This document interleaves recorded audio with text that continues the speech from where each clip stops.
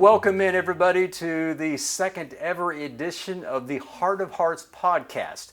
I'm your host, Vince Erickson, Public Information Officer for the Heart of Texas Behavioral Health Network, formerly known as MHMR. And once again, the purpose of our podcast is to make the mental health and mental illness conversation be a safe one and have it go viral so we can stop the stigma surrounding mental health and mental illness. And what better way to do that and to talk about something that's going on right now that may affect folks' mental health. And that's where our guest today, Katie Chadwell with the Heart of Texas Behavioral Health Network's Klaras Center for Families, is here to talk about mental health and mental illness and the time of back to school, not only for parents, but for the children as well. Katie, welcome. Yeah, thanks for having me. You betcha. Now tell me, tell the folks your exact title and a little about yourself. Sure. So again, my name is Katie Chadwell. I am a licensed professional counselor with the Klaras Center for Families. I have been there about 6.5 years.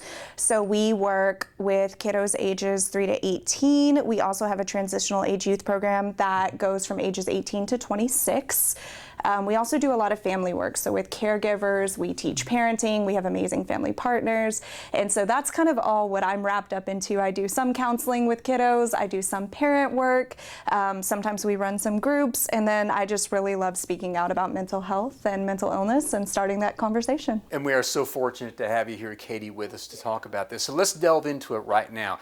This time of year, kids going back to school, routines change. Yes. Routines change also for parents, caregivers, guardians. Let's talk about the kids first. Sure. What are some of the things that our parents who are tuned in here to the Heart of Hearts podcast, what are some things that we want to let them know? Sure. So I think remembering this is a big shift for kids, and so sometimes we'll see kids acting out a little bit more because it is a shift. A lot of kids have been staying up late all summer. They've been playing games. They've been living their best lives, and going back to school means getting up early, having structure, having schedule, having routine, which is not always something that happens in the summer. And so anytime there's a big shift for humans even, we tend to struggle with that first adaptation period. And so kids might act out a little bit more. They might be a little grouchy. You might see them snap a little bit more.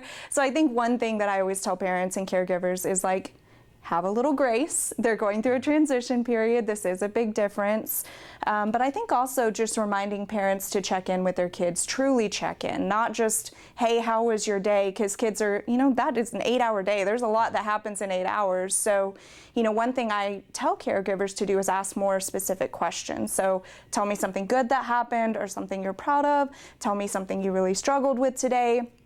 Tell me a feeling you had, and then, it can even be something like, tell me something you're grateful for, or something you learned about today, something like that really gets kids to share more with you so you know what's going on.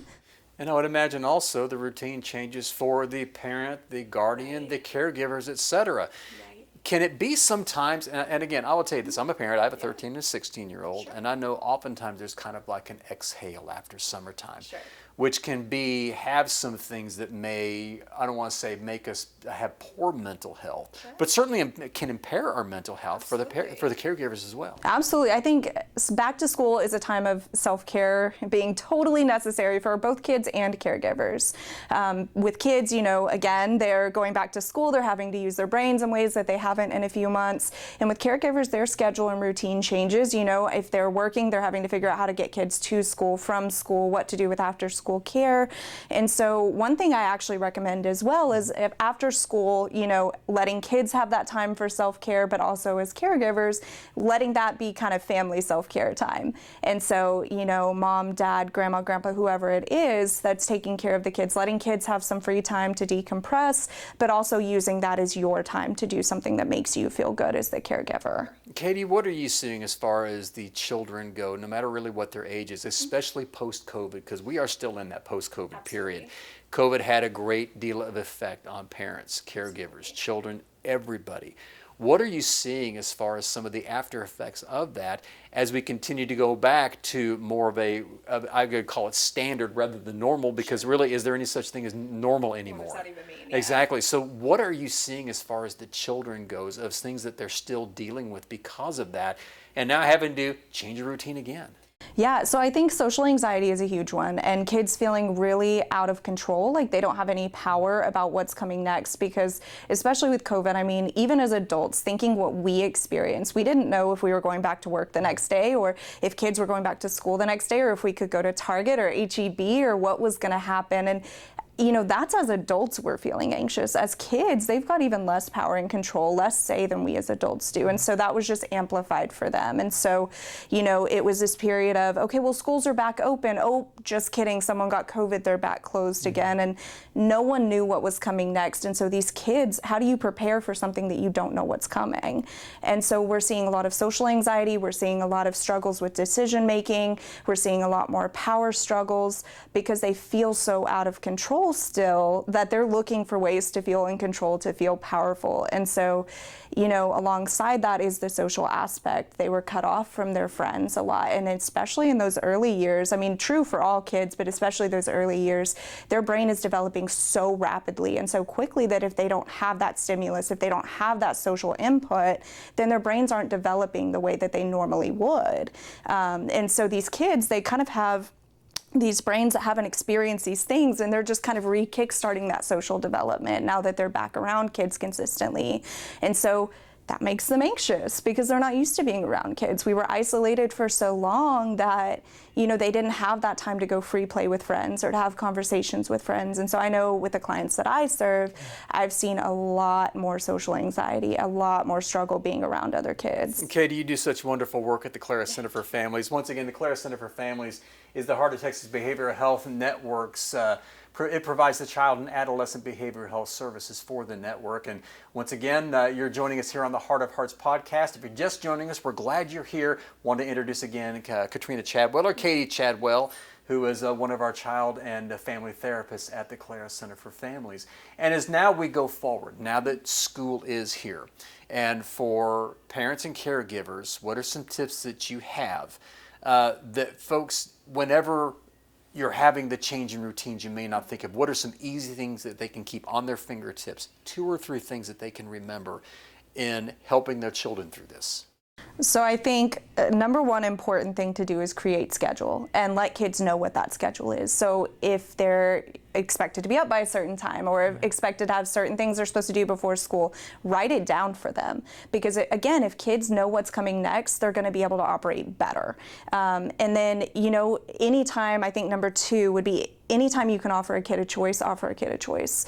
Because especially going back to school, they don't get a lot of say. They don't have a lot of power and control. So you're going to see increased power struggles at home if you don't do this. And so one way to really let kids feel more powerful and like they've got a say is by offering choice. So with little kids, little choices for little kids, big choices for big kids. So little kid, it might be, hey Vince, you can choose an apple for a snack or you can choose a granola bar for a snack. Whatever choices you give, both need to be acceptable for you because we're not trying to trick kids into making a good choice. We're really trying to let them use their voice. For big kids, it might be something like you can choose to go to bed at 9 o'clock or you can choose to go to bed at 9:20. So giving them choices wherever possible so that they feel in control. So one is create a schedule and let the kid know what the schedule is. Also, I forgot to say if it's going to change, let them know in advance. And number 2 is giving them choice, letting them have some power and control. And I think number 3 would be, again, just validate whatever feelings your kids bring to you. I know as caregivers, we want to jump in and fix, which is great. There's time for that. But before you fix, validate what's actually happening. Let the kids know that their feelings are okay, their feelings are valid, and then try and involve them in the problem-solving process. Instead of saying, okay, Vince, you were bullied, I'm going to go talk to your teacher, I got this, don't worry about it. Try and ask the kid, well, what do you think we can do together? How can we solve this problem together? Because again, then we give kids power and control, give them ownership, and we're showing them that we trust them to have a say in fixing whatever problem they're bringing to you, instead of just doing it for them. Of course, with parents, guardians, and caregivers, you can't give from an empty cup. And we hear frequently, and I know that we've said this many times, you have to be okay with not being okay. And especially whenever we are talking about mental health and poor mental health and even mental illness, sometimes That's a real difficult thing to grasp because of some of the stigmas that surround that. At the same time, it's a very real thing, isn't it? So absolutely, absolutely, for adults and kids. And I see the adults all the time. They'll bring their kids in and say, "My kid deserves the help. My kid needs the help. I want my kid to be happy." And I sometimes sit and ask the simple question, "But what about you?" And often that brings tears. And well, I don't have time for me. I need to be here for my kids. Well, let me tell you the secret. You're going to be a better caregiver, parent, guardian if you take care of yourself. Like you said, you cannot pour from an empty cup. Eventually, you're going to reach your limit. There's going to be nothing left. You're going to be better for them if you're better for you. And that is ever so important. I can tell you that because with my 16-year-old, she sees how mom and dad. Sure. And my 13-year-old, very much the same thing. And folks that know me know my 13-year-old has diagnosed mental illness. Right. Which adds an extra part of that because Absolutely. we need to be there for him. Yeah. He needs to know that we are there for him, but if we're not present with that, Yeah. and if we're not regulated, how can we keep him regulated? Absolutely. Well, and it's also modeling for your kids. So your 16-year-old, if she sees you not doing self-care and burning yourself out, what do you think she's going to do when she becomes a parent or as an adult? But if she sees you guys diligently taking time for yourselves, she's going to grow up knowing nothing different. And so as she becomes an adult and as your 13-year-old becomes an adult, they're both going to recognize that boundaries are important, that self-care is important, and that it's okay to prioritize yourself because they're going to do what you do. So as a caregiver, if you can prioritize yourself and do self-care, your kids will too. They're going to do what dad does? 100%. My children are doomed. Well, we're changing that today, Vince. Exactly. See, I knew there was a great reason we had you here. Well, Katie, thank you so much. Is there anything else you would like to tell parents and also tell children? I would imagine we may have some children that are watching us here on the Heart of Hearts podcast. What are some things you'd like to just tell them briefly? Absolutely. Yeah. So I'm going to look right at the camera because I'm talking to you kids. I'm going to start with you. So I want to tell you first and foremost, if you don't hear a single other thing I say today, I want you to hear this next part, is that your feelings are valid, they are deserving of being heard, and you are worthy of saying them and of being heard. And so I know going to school is hard. I know the world can be a really mean place sometimes, but there are people that care about you even if it doesn't feel like it right now. Whether it's a caregiver, a sibling, a friend, a teacher, a school counselor, there's a lot of options. And so if you are feeling hurt, it does not matter why. I don't care what the reason is. It is valid, and all of your feelings are valid of being heard. So I want you to reach out. I want you to tell somebody, and I don't want you to be afraid. I think that's my biggest for kids. And Katie, I think you hit the nail on the head right there because don't be afraid. Yeah. Because that's going to get in our way, and that's only going to impair things even further. Right. Because we want good mental health. We want to avoid poor mental health. Right. And then we want to make sure for folks that may have concerns about mental illness, we have contact information for the Klaras Center for Families. Yeah. And I think for parents that actually leads into my message for them is, if your kid is having some shift in behavior, maybe their grades drop, maybe they're becoming aggressive, maybe they're getting in trouble at home and school, maybe they're not eating or sleeping or hanging out with their friends as much, maybe they're isolating and they're on their phones more, not hanging out with family, don't just assume it's behavioral. Try and rule other things out first. When kids come to counseling and the parent's like, well, they can't sleep, I'm like, well, let's talk medical first. Let's get some blood work done. Let's see if there's something there. If not, let's look at, depression. Let's look at anxiety. Let's look at what these things are doing. Let's not just assume that your kid is choosing to stay up playing video games all night. And so, if a kid is acting out at school, I think that, teachers and caregivers are so busy that they just sometimes assume it's behavioral. Well, I have a bad kid. My kid's making bad choices. Well, let's talk about why. Let's figure out what's behind it. And so I would really encourage adults to not just make those assumptions, but to really try and dig deeper to see if there's something else there. And if you don't know what to do, if you don't know the next step, that's okay. There's no shame as a parent in asking for help. And so you can ask school counselor, you can, call the Klaras Center, talk to us. We would love to give you that information. And if we can't help, we've got tons of good referrals to give you of people who can. And so don't be afraid as caregivers. You are not failing your child by not being able to do it yourself. In fact, that bravery and strength and courage that you are showing by asking for help shows them that it's okay to ask for help too, and you're doing what's best for your kid. Katie Chadwell, our expert from the Klaras Center for Families, this is why we have you here. helping the community education, and also for the folks that do need our services, that we're there for them too, because we do care about the entire community. That's where we're here to create better lives for people. Katie, thank you so much for joining us here today.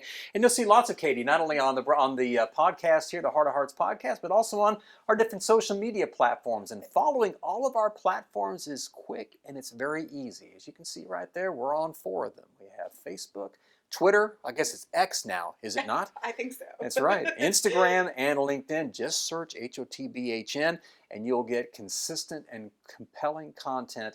We post at least once a day on every weekday, at least once, and for special occasions on weekends as well. Katie Chadwell, once again, thank you so much for joining us here and for helping all of our folks with going back to school, making it as smooth a transition as possible. And that's our time here on the Heart of Hearts podcast. Thank you so much for joining us here. We will drop another episode 2 weeks from today. Until then, thanks for joining us, and remember, be kind to your mind.